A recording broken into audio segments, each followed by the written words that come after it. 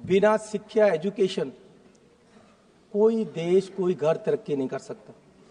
हमारे देश की जो सरकारी यूनिवर्सिटियां हैं, जो सेंट्रल सरकार चलाती है, उसमें 25 से 30% हर यूनिवर्सिटी में टीचर नहीं है।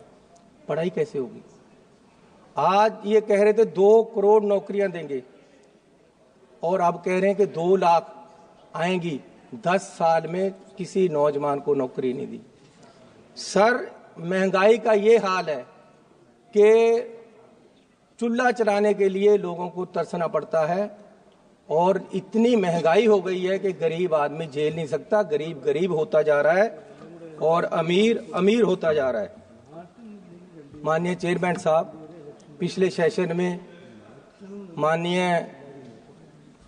होम मिनिस्टर साहब ने कहा कि ये लोग अंबेडकर अंबेडकर अंबेडकर अंबेडकर करते हैं।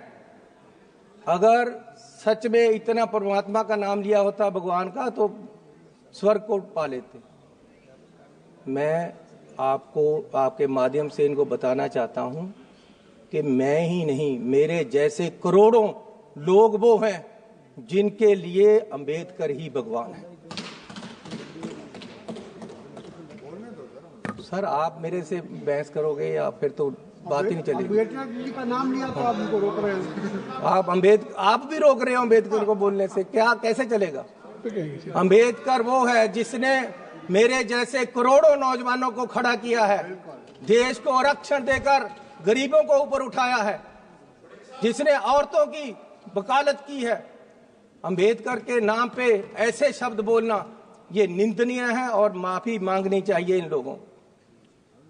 और इससे उत्साहित होकर पंजाब में पिछले हफ्ते एक आदमी ने अंबेडकर साहब के बुत पे चढ़कर हथौड़े से उसको तोड़ा है। ये बीज ने नफरत का। ये आप जो ये आरोप लगा रहे हैं, जब देश का होम मिनिस्टर बोलेगा अंबेडकर के खिलाफ तो आम लोगों को तो उत्साहित होंगे ही। आम लोग क्यों नहीं बोलेंगे? जब आपका सबका सिपा सलार ही बोल रहा है तो आम लोगों का क्या हाल होगा? आप अम्बेडकर के ही नहीं, अम्बेडकर को संविधान के भी दुश्मन हो। सदस्य जी, 1 मिनट रुक जाइए। आप ना अम्बेडकर को चाहते हो।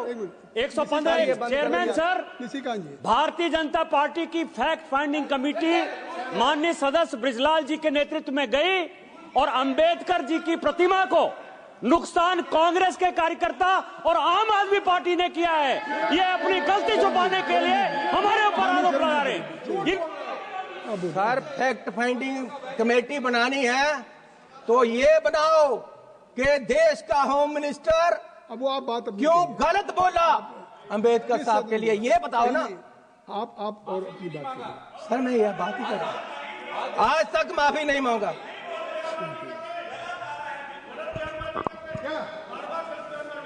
सर, मैं आपको बेनती करना चाहता हूं कि देश में नफरत का बीज बोया जा रहा है। दलितों को दबाने के लिए, मिनॉरिटी को दबाने के लिए, हर वर्ग को, किसानों को, किसान वहां अंबाला में धरने पे बैठे हैं, मरण वर्त पे बैठे हैं, कोई सुनवाई नहीं।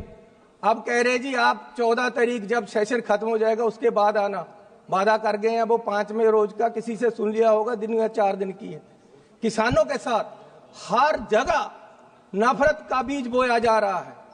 लेकिन मैं एक बात कह देना चाहता हूं कि ये आने वाली किताबों में लिखा जाएगा।